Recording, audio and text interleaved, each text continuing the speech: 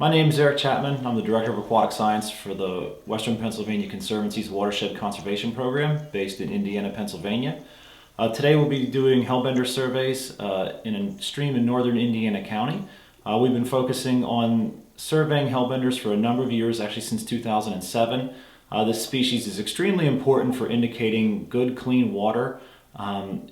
Amphibians, such as Hellbenders, breathe pretty much through their skin. So if there are contaminants that are found within the water column, those are going to go completely through the skin of Hellbenders. Amphibians are one of the first species that will decline if there has been a pollution event. So the fact that we have Hellbenders in a lot of streams in western Pennsylvania is a good sign for water quality. Hellbenders are a long-lived species. They can typically live between 30 and 50 years. We really don't have a good handle on how long they live in the wild. There have been some studies that have been done on captive populations that are showing that they can live up to 50 years. We've been surveying this stretch since 2007. That's an engagement ring. You like that? That's my auxiliary band for the field. Do we have a diver? Occasion get it. Good. 1, 2. Get it, boys. Get it. And girls. I wanted one of those. Yes! Oh, get him! Oh, that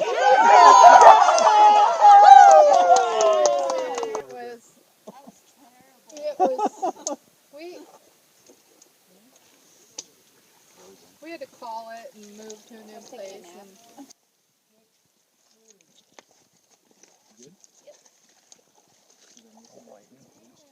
The processing phase has 2 steps today.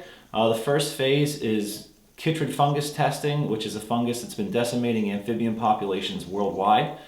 We've been working on that fungus since 2008 with Dr. Kurt Register from Clarion University.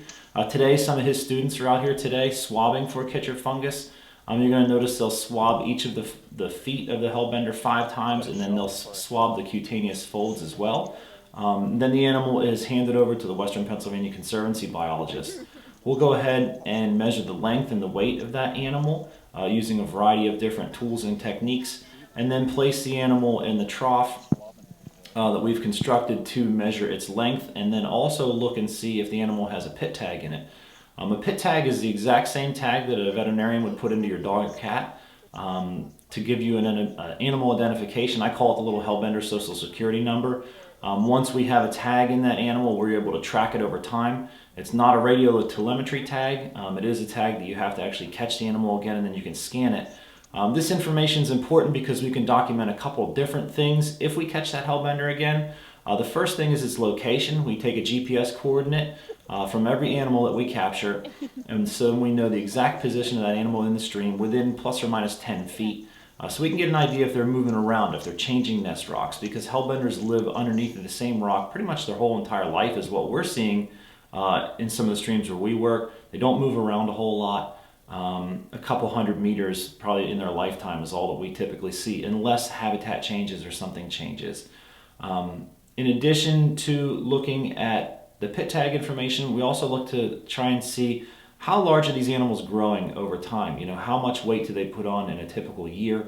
And it varies quite a bit from size class to size class. We have some animals that are kind of classify them as teenagers.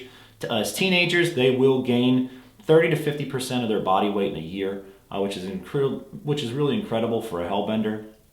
Probably the most important thing that we're going to do today is, while doing these surveys, I kind of don't tell you guys where we're at.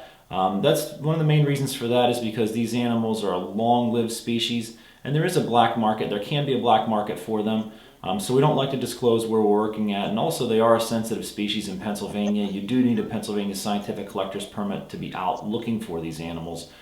So what you see today in this video is going to be our research since 2007.